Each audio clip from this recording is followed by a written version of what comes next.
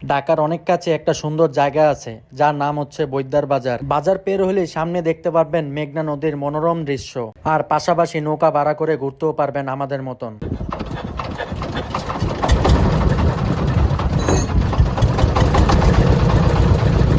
আজকের ভিডিওতে দেখাবো যে ঢাকা থেকে আপনারা খুবই অল্প সময়ে খুবই অল্প টাকা খরচ করে কিভাবে এই জায়গাটা আসবেন, বা কতক্ষণই সময় লাগে, কত টাকাই খরচ হয়, সবকিছু একসাথে। What's up guys, it's me Jayul Islam and welcome to my another vlog video. So guys, আজকে আমরা সকালবেলা বেরোইছি বৈদ্যার বাজার না বৈদ্যার বাজার যাব, যেটা কিনা সোনারগাঁও উপজেলা অবস্থিত এবং এর আশেপাশে আছে সোনারগাঁও জাদুঘর, পানামনগর এবং আরও বাজারজাত। তারপরে মেঘনা নদীর তীরে যেহেতু এটা অবস্থিত, তো এই জায়গাটা আসলে অনেক সুন্দর। তো ওইখানে আমরা যাব এবং সম্পূর্ণ কিছু দেখাবো এই ব্লগে, কিভাবে যাবেন, কত টাকা ভাড়া, কতক্ষণ সময় লাগে। চলুন শুরু করা যায়। বৈদ্যার বাজার যাওয়ার জন্য আমরা প্রথমেই আমাদের এলাকা থেকে চলে আসি স্টাফ কোয়ার্টার, আর এখান থেকে কাশপুর যাওয়ার আগ পর্যন্ত আমরা ড্যামরা ব্রিজের উপর থেকে শীতলক্ষ্যা নদীর মনোরম দৃশ্য এবং রূপগঞ্জের ভিতরে যত বড় বড় ফ্যাক্টরি, কারখানা, টেক্সটাইল মিল সবকিছু একসাথে দেখা যায় এই ড্যামরা ব্রিজের উপর দিয়ে যাতায়াত করলে।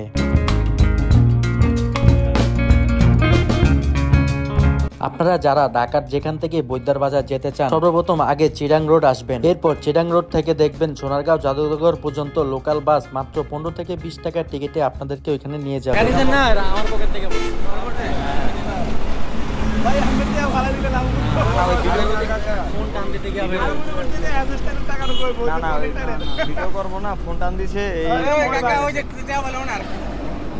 ধন্যবাদ আপনাকে। ধন্যবাদ কাকা, ধন্যবাদ ভাই। আমি তো মনে করতে কপালে বালা খালি টিয়া দেখি তারপরে টিয়া। তো গাইস, আমরা যাওয়ার টাইমে আমার পকেট থেকে যখন ফোন বাইর করতে গেছিলাম, তখন আমার 300 টাকা পড়ে গেছিল। তো তারা অটো থেকে কয়েকজন লোক আমার টাকাটা উঠাইয়া পরে আমাকে ফেরত দিল। তো ধন্যবাদ জানাই তাদেরকে। আর এখন আমরা আছি ঢাকা চট্টগ্রাম হাইওয়েতে, যে হাইওয়েটা অনেক বিলাসবহুল এবং অনেক ব্যস্ততম একটা সড়ক, এবং এখান থেকে আরও প্রায় 10 থেকে 15 মিনিট লাগবে আমাদের উপরে ওই মেঘনা নদীর তীরে যেতে, বাইরে থেকে একটু বেশিও লাগতে পারে। তো পুরোপুরি ঢাকা থেকে যদি ধরেন তাহলে 25 থেকে 30 কিলোমিটার হবে এই বৈদ্যার বাজার। তো পরে আমরা সোনারগাঁও ঢুকে ওইখানে স্থানীয় কাউকে জিজ্ঞেস করে এরপর আমরা ওই বাজারের দিকে চলে যাবো, যেটা কিনা মেঘনা নদীর তীরে অবস্থিত। তো চলুন যাওয়া যাক। তো গাইস, আমরা এখন আছি বৈদ্যার বাজার। এরপর এখান একটু সামনেই পরে দেখা যাইতেছে মেঘনা নদীর একটা ঘাট। তো আমরা ওইখানে যাইতেছি, এখানে অনেকগুলো নৌকা দেখা যাইতেছে। তো আমরা দেখি এখান থেকে নৌকা দিয়ে নদীটা ঘুরতে পারি কিনা। তো জায়গাটা আসলে অনেক সুন্দর, ফার্স্ট টাইম আসছি, প্রথমবার আসছি।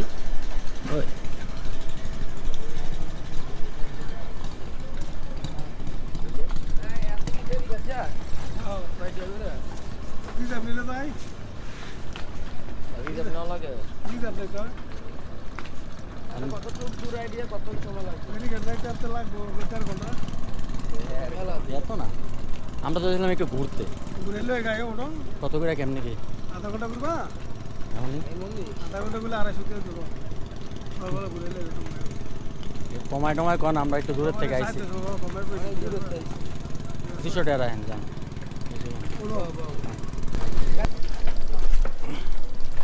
তো আমরা নৌকা ভাড়া করে এখন এই মেঘনা নদীতে ঘুরবো। ও, সকালের ভিউটা আসলেই অন্যরকম, যে কারণে সব জায়গায় সকালে যাই, তাও আবার ফজরের নামাজের পর। তো এখান থেকে দেখুন পুরো মেঘনা নদীটা দেখা যাইতেছে। আর আজকে আমার সাথে আছে আমার এই যে ছোট ভাই সাব্বির, তারপর আছে শেকুল, আর আছে হইলো এই যে তো তারপরও তাকে আমরা ধরে নিয়ে এসেছি সকালবেলা। তো এখন আমরা এই নদীটা ঘুরবো নৌকা দিয়ে। চলুন আপনাদেরকে দেখাই। এখন আমরা আছি বাংলাদেশের অন্যতম বৃহৎ ও ঐতিহাসিক নদী মেঘনা নদীর তীরে। মেঘনা নদী শুধু একটি নদী নয়, এটি বাংলাদেশের অর্থনীতি, যোগাযোগ ও মৎস্য সম্পদের অন্যতম প্রধান প্রাণকেন্দ্র। এই মেঘনা নদীর উৎপত্তি হয়েছে কিশোরগঞ্জের ভৈরব এলাকার কাছে সুরমা ও কুশিয়ারা নদীর মিলন থেকে। এরপর এটি দক্ষিণ দিকে প্রভাবিত হয়ে চাঁদপুরের পদ্মার সঙ্গে মিলিত হয় এবং শেষ পর্যন্ত বঙ্গোপসাগরে গিয়ে মিশে যায়। সুরমা মেঘনা নদী ব্যবস্থা মিলিয়ে এর দৈর্ঘ্য প্রায় 670 কিলোমিটার। এই নদী বাংলাদেশের অন্যতম প্রশস্ত নদী। ভোলা অঞ্চলে কোথাও কোথাও এর প্রশস্ত 13 কিলোমিটার পর্যন্ত হয়েছে।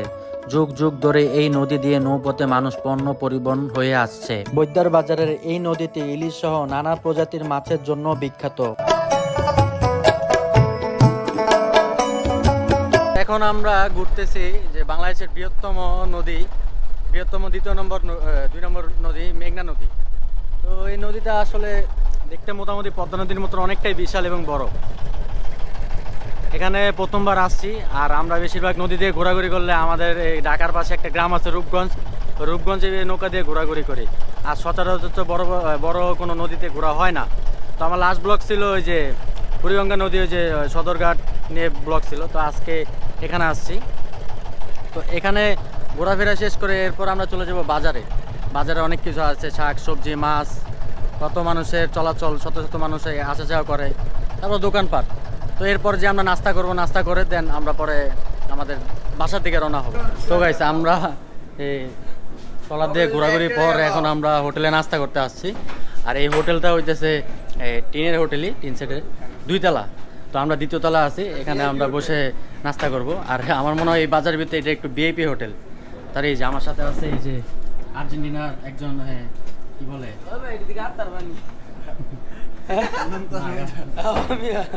আমরা খাবো না, আমরা অরিজিনাল পানি খাবো।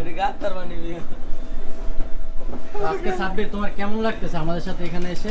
সেই লাগতেছে, এখন খাওয়াইলে আরো বেশি সেই লাগবে। তুমি যে সাব্বিরের বাইকে আসছো, তোমার তো 1 টাকাও তেল ভরো না, তেল ভরছে? আমার ভাই আমি এসে তেল মুখে না না, সব জায়গায় মানে ফ্রিতে যাতায়াত করে। আপনি একদম ফাও, আপনি যে কোনো কাজ করাবেন না কেন, কিছু টাকা যদি দেন আপনার পিছনে একদম সারাদিন লেগে থাকবে। তো এই ছেলেটা ওই হিসাবে অনেক ভালো মাইন্ড করে গেছে, আমি কিন্তু প্রশংসা করছি। বলো সেগুন কথা খারাপ বলছি? আমরা এখন নাস্তাটা খাই, এরপর নাস্তাটা খেয়ে আমরা এখানে বাজারটা দেখবো যে কি বেচে। অবশ্য বাজারটা সকাল টাইমে বসে, যেহেতু এখন প্রায় 7টা বেজে গেছে। তো ওই ক্ষেত্রে দেখি কি পাওয়া যায় এখানে, তাকে নাস্তাটা করি। তো আমাদের নাস্তা এখানে চলে আসছে, আমরা পরোটা অর্ডার দিছি। এই যে দেখুন পরোটা, আমি খাওয়াই না, আমার টাকা নেই। আর এই যে আমাদের আগে যে একজন খাওয়া শুরু করে দিচ্ছে অলরেডি। তা আগে যাই, হাতটা ধুয়ে নেই। এখানে ছোট্ট একটা বেসিন আছে।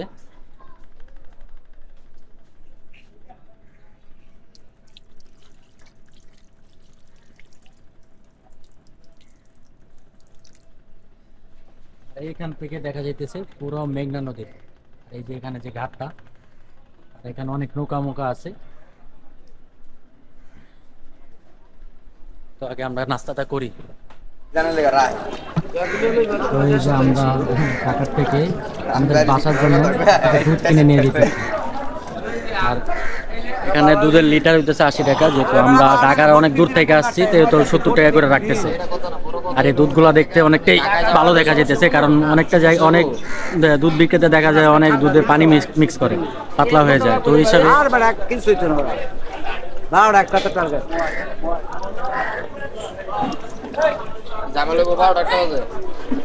একটা পর্যন্ত টাইম আছে, মানে গ্যারান্টি কি একটা খাওয়া অন্য মনে করে আম কাটুলা দিন ধরো একটা ব্যাগ কিনো, একটা ব্যাগ 10 টাকা দাম। দেখি মনে দুধ নিয়ে নি 10 টাকা 10 টাকা করে 3 টাকা পয়সা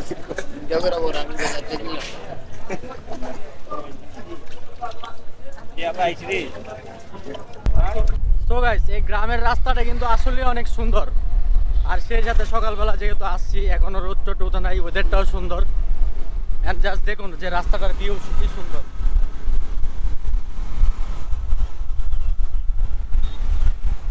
সোনারগাঁও যে এত সুন্দর তা আগে কখনো মানে জানতাম না, এখানে না আসলে কখনোই জানতাম না।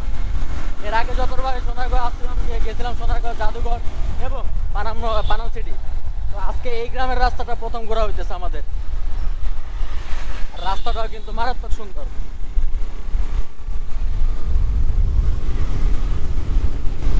তো গাইস, আজকের মতো ব্লগটা এখানেই শেষ। আর আমরা রয়্যাল গার্ডে যেহেতু ঢুকি নাই, সময় কম, আমাদের যেতে হবে।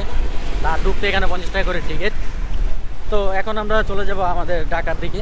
আর মেন রোডে যেতে পারবো না, যেহেতু আমাদের হেলমেট নাই, হ্যাঁ আনলিগেল। তো এখন আজকের মতো ব্লগটা এখানেই শেষ। আর নেক্সট ব্লগ কোথায় দেখতে চান অবশ্যই কমেন্ট বক্সে জানাবেন। তো বাই বাই সোনারগাঁও।